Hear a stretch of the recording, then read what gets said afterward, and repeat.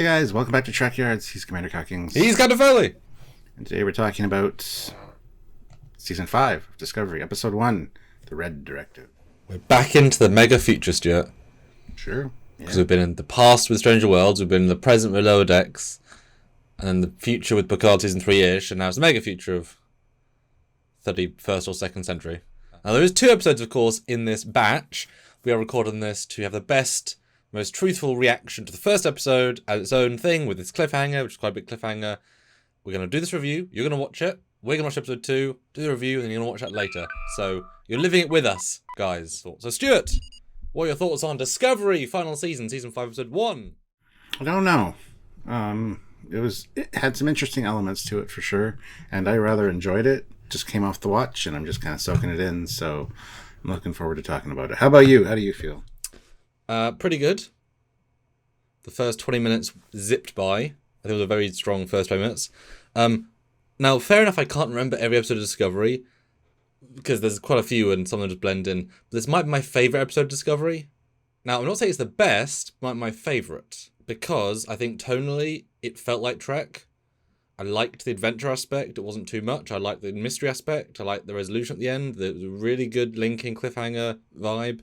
All the characters are well served, except the bridge crew who were there again. Yeah, I like the new captain, I like the new ships, I like the new baddies. Like, it all was working well. I think as a piece of Trek, it was like, this feels like a positive Trek piece with an interesting story so far. So, yeah. Yeah, no, they answered a lot in this one that I didn't expect to get answered right away. By the way, guys, spoilers. This is not a spoiler-free review, just so you know. So if you haven't seen it yet, don't watch this. And the full scene-by-scene breakdown live, tune into that as well, which will be even more spoiler-filled to the point of, like, scenes. You guys know. Got the Romulans ship out of the way really quick. I didn't think we'd see a lot of it, and we didn't. We did see a Romulan, both mummified, I guess, and the holographic representation, which was very cool to see. So I can't fault the canon-accurate costume and makeup, which in the olden days would be like, now it's like, good. Yep, did it. I'm left wondering, is that the same actor? Because they literally showed a screenshot. Yeah, now I will do a comparison at some point. Either they could have modified the screenshot from the show to replace the actor with a face. Because I do remember that shot, and there was an actor there. So it wasn't or they got the same actor back who, 40 years ago, but they could, black wig, like, it could be the same actor. I don't know, we have to look that up. But good, cool. Yeah, Robin stuff was good. Yeah. Puzzle box. Got an Alton Soong android. Fred.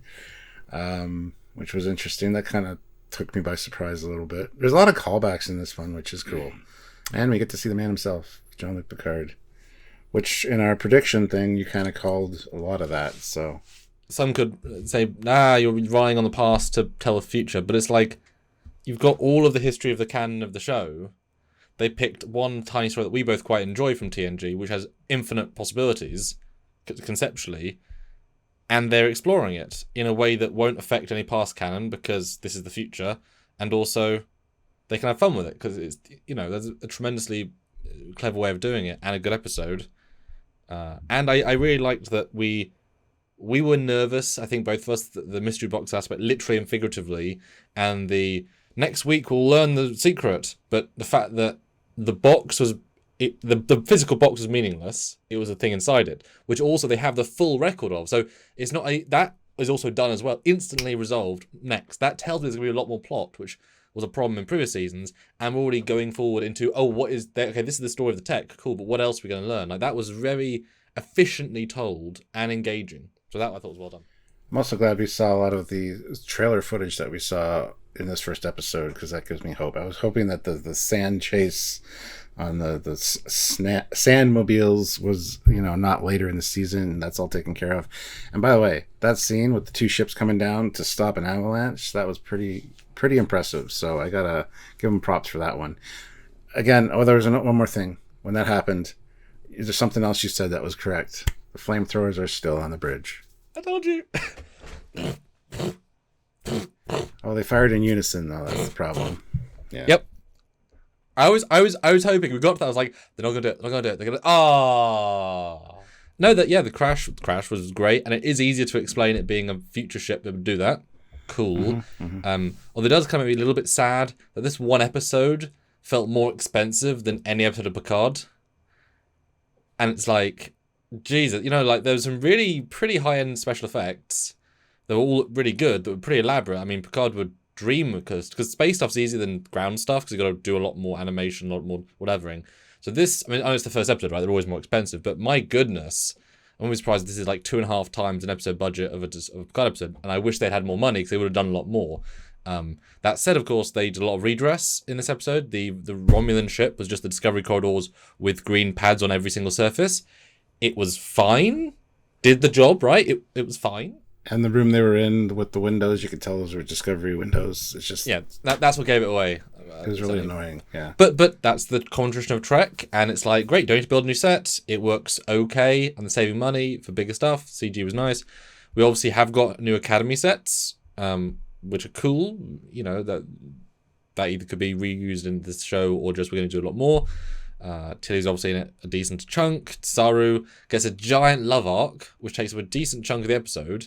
And I think that's certainly one thing I was like, going straight from hardcore action of the space crash, then they spore drive in with the dust still on the ship, which means they spore drive from orbit, or like from in the atmosphere, go straight into dock. Saru beams in, and for somehow the president's like, I heard a rumor that you just had a ship crash on a planet, and it's like, that happened about 3.5 minutes ago. We just arrived. You could talk to.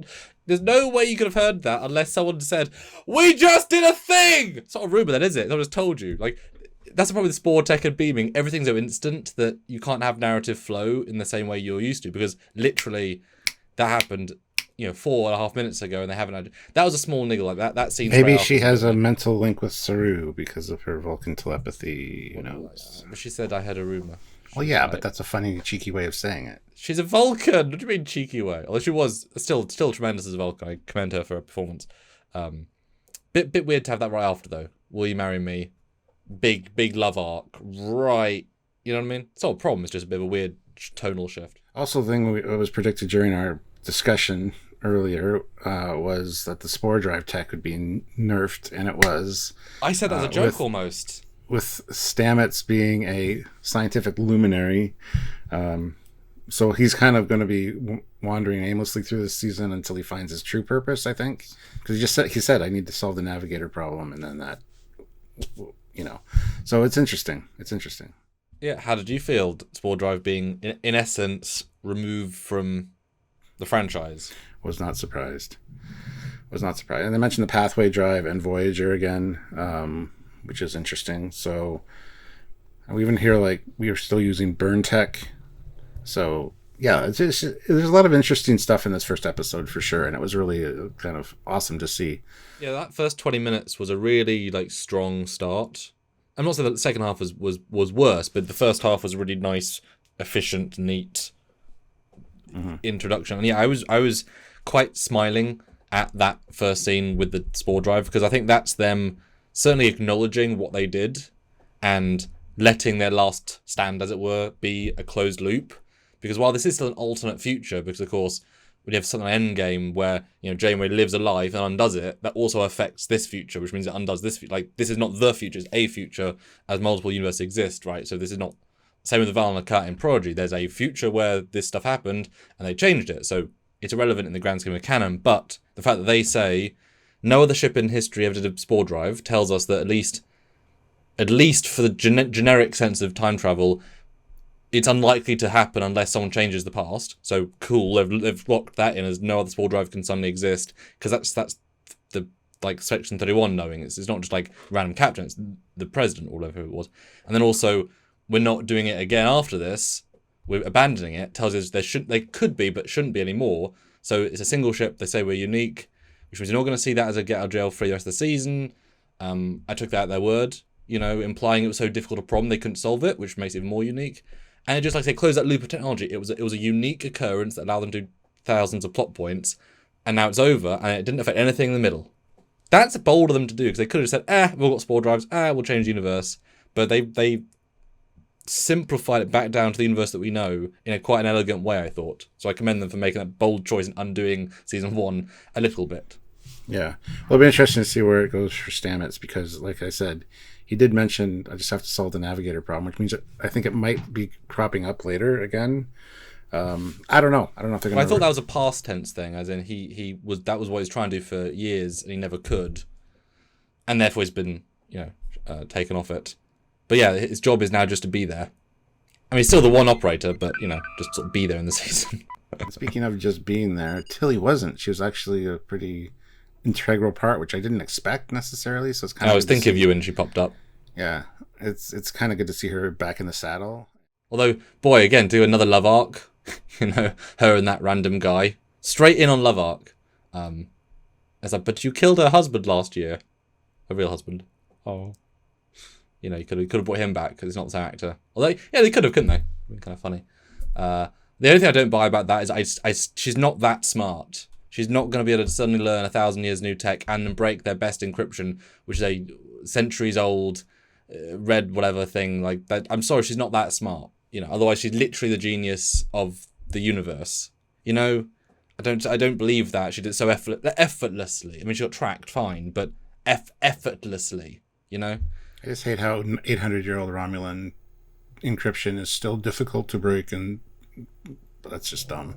That line kind of bothered me a little bit, but whatever. Especially when you have the two scenes. One is not effort, one is easy, and one is meant to be hard. Why isn't just Starfleet using old Romulan encryption then? Be harder to break than Tilly, It's fine. I mean, it's fine. These are tiny moments. I like Vance coming in and saying, "Oh no, if only we'd stopped you in time." Vance again kicking ass. Great. That was great. Yeah. And Kovic. I mean, he had way more to do. Well, I don't think he can do exposition as well. He started emoting more at the end. I was like, "Oh, you're not quite as good at that. That's not quite your strength." The quiet, dialogue. I'm saying lines. He's very good at that, but he starts to. It's fine. It's all good. At least he's being used, and he's essential and integral. It's great. Cool. Yeah, it'll be interesting to see where it goes with the progenitor thing. It was a nice reference and a nice callback, and I didn't expect that. So that was awesome. There was 3 things that really surprised me that they actually went there. Because it's a discovery after all, right? The fact that we did see a Romulan, both as a corpse, which means they had to build a uniform, made more sense once they saw the live action guy, but actually showing him canon accurate, first surprise, actually embraced that. 2, of course, having the synth be a data. Excellent character. I really hope he undies, because he was really good and unique and just good. And I'm just kind of shocked they killed him straight away, because he would have been a fun character to just jump on. Just really, really nicely done. And I'm absolutely fine with saying even though Picard happened, they can make synth that look like data again for choice. That's fine. Like, okay, yeah, a classic model. It's all good, right? Not a problem. Although where they mentioned Alton and not the original Sung from TNG, I can't remember the name of right now. The original one, like he's on the it's like crediting the son of the designer who designed it based on the first guy's work. It's like, what about crediting the guy that actually designed the original? Guess he only built like 3. But he also designed everything that everything's based on. It's 100% his work, and then everyone else iterated. But beautiful data character, tremendous. And then at the end, seeing TNG was again wonderfully integrated. It's a nice surprise. That would have been an annoying spoiler. So you get to experience that. I really like that episode. And if we see that alien race again, the non-founder race, I would assume we would at some point in the season. I get that vibe. Would be a tremendous whatever. Yeah, I thought 3 nice, genuine canon surprises that were all unnecessary, and I thought good choices, because you could make, like, it's the Iconians, like, oh, of course it is. But those 3 were like, oh, okay, like, cool, nice, positive surprise. They made a good choice on that. Yeah, and the 2 baddies as well, Locke and, I can't remember the other one's name offhand. Pretty good. Yeah, they're going to be interesting to watch. Actually, the girl reminds me very much of the Grey Jedi in Ahsoka. Same kind of look, same kind of attitude. So it's kind of funny. I thought it was the same actress for a minute, but it's not. Yeah, it's definitely a look that they went for. No, and it was cute at the start, because first of all, they don't know what they were getting, which is good. They're not too powerful baddies. They just happen to find treasure. That's a good, lowers their level, but in a good way. Self-sealing Sembolt, by the way. But yeah, the fact that they said we've got 8 minutes left into a call by clearly Vendetta guy, love it. He was really good, very unusual, fun, good choice.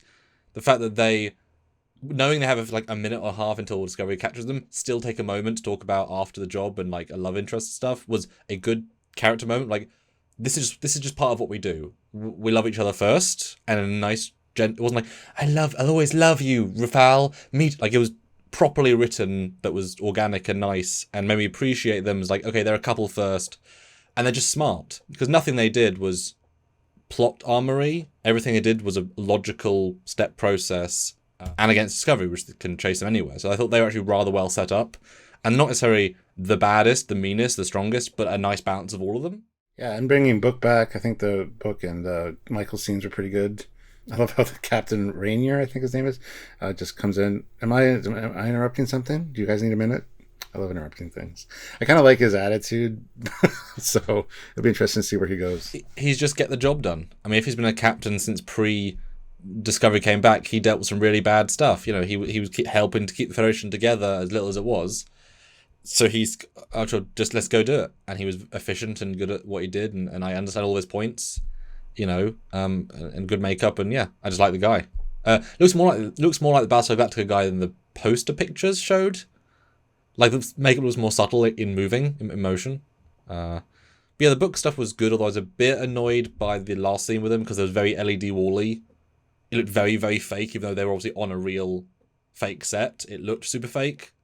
Like, really, really fake. Fine, you know. It's a good fake, it's just very, very fake.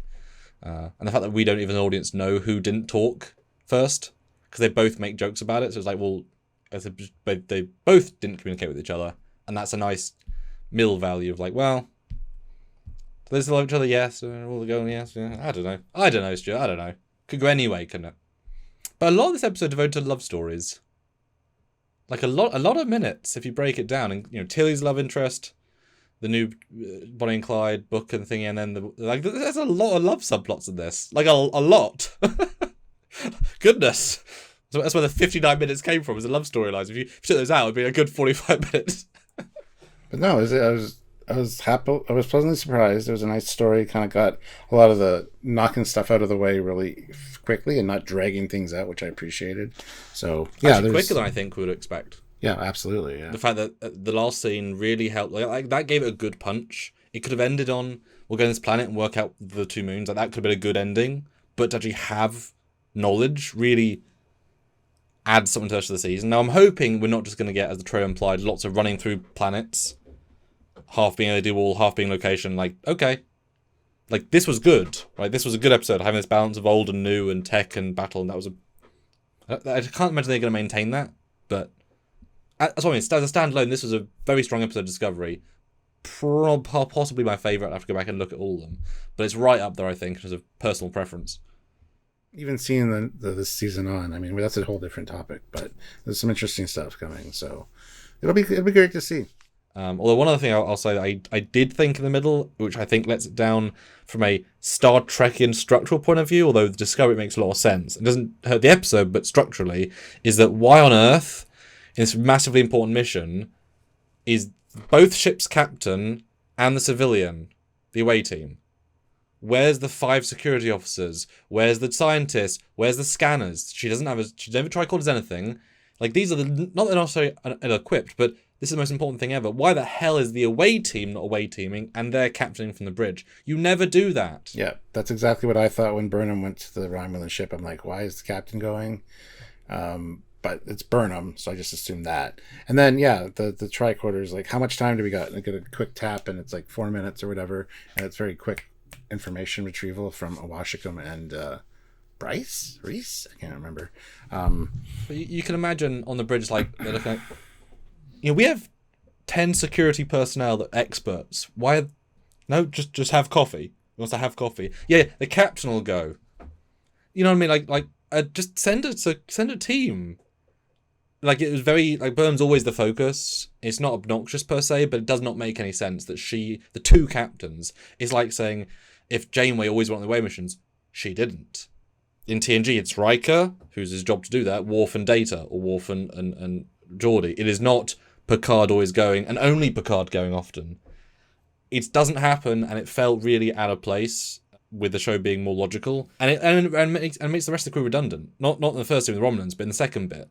And it would have been fine to have them there and left back at the colony. Like, you could easily put them in those scenes and not changed almost anything, right? Just have a sense of Washington scanning and... Oh, is it just... Imagine being really bored on the ship the whole time. Like, my captain's doing every single mission. I'm just here. Like, what's the point in me joining Starfleet? I just press buttons and not do the thing that I'm, That was weird. That was weird. Well, that's to motivate you, because the whole goal is to become captain, where you can actually go do things. So you have to work harder to become a captain to actually go do something. That's the point. So you're good at your station. That's all you do. just everyone else just is redundant. Like I say, it's fine. It just really stands out. They need a security team to beam down. You could obviously you could argue they're going low profile, but then still, you don't do that, right? You just Small note. What happens in episode 2? We don't know. We don't know yet. Yeah. Yeah. We'll know in a few minutes when we start watching it. Yeah. And I'll talk to you again, Stuart, about that episode and see if it's better, worse, and what on earth they're going to reveal. Goodness. And just so you guys know, the live review for this one will be later today at 4 p.m. Eastern Standard Time. The one for episode 2, I think we're going to do on Monday at 4 p.m. Eastern Standard Time, so that we kind of spread it out, because doing 2 would be brutal. So. I think this was a 59-minute episode, which I didn't feel it, but that's a very long thing to review. I didn't even realize it was that long. So I said first 21 minutes zipped by beautifully. Last third dragged a little bit, but not in a bad way. Just like it was just slower. That's fine. Yeah, and then you'll see episodes from us. There's obviously there's the guy's gun shop. We'll do some stuff with that. There's other stuff to look at, guys. So stay tuned as some actual canon, connective stuff to see. And some ships to talk about. The criminal ship is pretty cool, so we'll take a look at that too. So lots to look forward to from us. So make sure you hit that like button, comment down below what you thought about the episode, and tune in for all of our content, our lives, our edited content. Make sure you're subscribed and hit that bell notification icon. Do all the things, but come and join us for the lives, where we actually break it down scene by scene and can actually have better, longer discussions. And while you're there, super chat your thoughts, comments, questions, or just hi guys, and we say hi back. Thank you for the $5, etc. Or you can join the channel. It's like Patreon, but on YouTube. Or you can join the Patreon. It's like YouTube joining, but on Patreon. Weird that. Pick a tier, be in the Fleet video, be on Discovery A perhaps, because that'll be in the Fleet video very, very soon. Or you can super thanks on any single video or single PayPal donation at trekyards@hotmail.com. Anything and all help what we do here. Let you have this detailed content for this in Stranger World Season 3 and Low Deck Season 5 and Prodigy Season 3, 4, 5, 6, 7, 8, and 10, hopefully. All those things. Yes. Anyway, guys, yes, thank you for joining us. And until next time, he is Commander Cockings. He is Captain Foley. Bye, guys. Bye.